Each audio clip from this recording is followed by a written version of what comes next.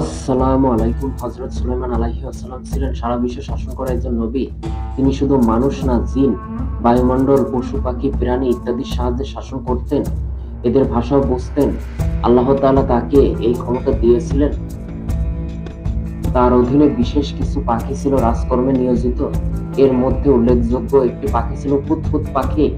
এই পাখির দায়িত্ব ছিল হযরত সুলাইমান আলাইহিস সালাম মরুভূমি বা জনমানবহীন প্রান্তরে বের হলে পানি অন্বেষণ করা। একবার হঠাৎ করে হুদহুদ পাখি উধাও হয়ে গেল। কিছু না জানি এভাবে উধাও হয়। সুলাইমান আলাইহিস সালাম রাগান্বিত হলেন এবং যথাযথ কারণ দর্শাতে না পারলে কঠিন শাস্তি প্রদানের ওয়াদা করলেন।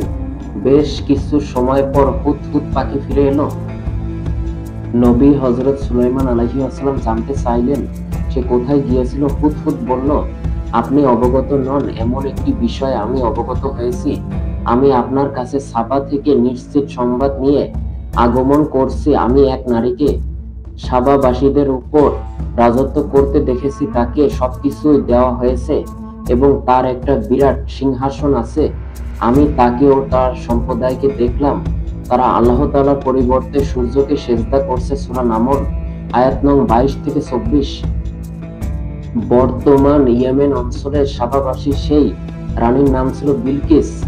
সুলাইমান আলাইহিস সালাম হুদহুদের সংবাদ সম্পর্কে নিশ্চিত হতে চাইলেন এবং তাদেরকে সূর্য পূজা ছেড়ে এক আল্লাহ তাআলার ইবাদত করতে বললেন। তিনি হুদহুদ পাখির কাছে একটি চিঠি লিখে দিয়ে বললেন, তুমি আমার এই পত্র নিয়ে যাও এবং এটা তাদের কাছে অর্পণ করো। অতঃপর তাদের কাছ থেকে সরে পড়ো এবং দেখো তারা কি জবাব দেয়। সূরা নামল আয়াত নং 28।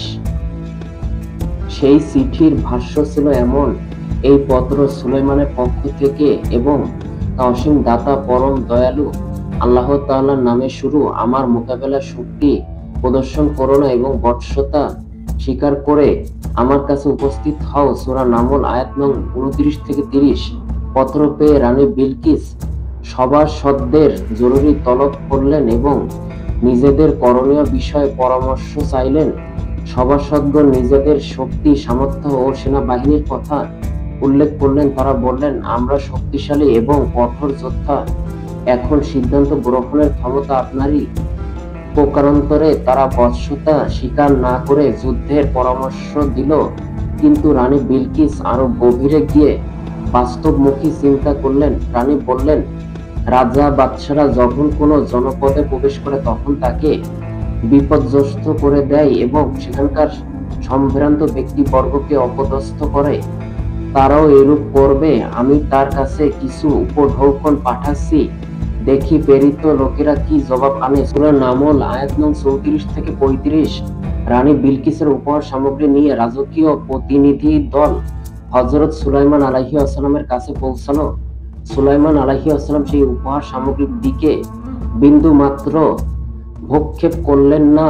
ঘৃণা ভরে প্রত্যাখ্যান করে বললেন, তোমরা কি ধন সম্পদ দ্বারা আমাকে সাহায্য করতে চাও? আল্লাহ তাআলা আমাকে যা দিয়েছেন তা তোমাদের দেয়া বস্তু থেকে উত্তম, বরং তোমরাই তোমাদের উপঢৌকন নিয়ে সুখে থাকো। সূরা নামল আয়াত নং 36। সুলাইমান আলাইহিস সালাম এখানে ক্ষান্ত হলেন না। অনুগত্য ও বৎসতা স্বীকার না করলে তাদের দেশে সেনাবাহিনী প্রেরণের হুমকিও পুনর্ব্যক্ত করে বললেন, এখন অবশ্যই আমি তাদের বিরুদ্ধে এক সেনাবাহিনী নিয়ে আসবো যার মোকাবেলা করার শক্তি তাদের নেই। আমি অবশ্যই তাদেরকে অপদস্থ করে সেখান থেকে বহিষ্কৃত করব এবং তারা হবে লাঞ্ছিত। সূরা নামল আয়াত নং 37। প্রতিনিধি দল রানী বিলকিসের কাছে গিয়ে সফরের বিস্তারিত বিবরণ তুলে ধরল।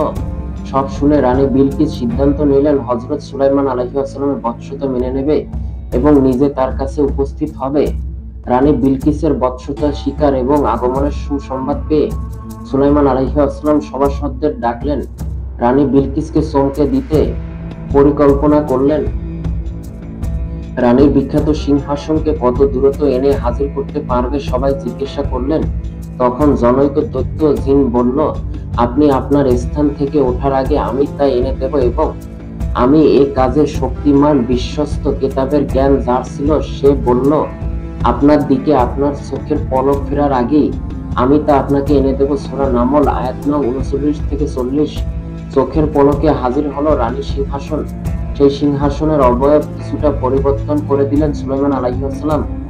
রানী আগমন করলো, রাজপ্রাসাদের স্বচ্ছ কাচের সড়কে প্রেমে পড়ে গেল এবং গোড়ালির কাপড় টেনে উপরে তুলে ফেললো। কোরআন মজিদে বলা হয়েছে, তাকে বলা হলো এই প্রাসাদে প্রবেশ করুন।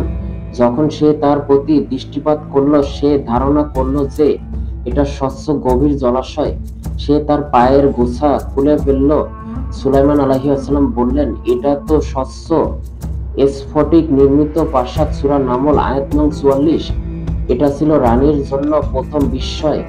রাজপ্রাসাদে তার জন্য অপেক্ষা করছিল আরেকটি বিস্ময়। রানীর যে সিংহাসনটি জিনেরা নিয়ে এসেছিল সেটি দেখে রানী বেশ আশ্চর্য হলো। তাকে জিজ্ঞাসা করা হলো, তোমার সিংহাসন কি এইরূপী?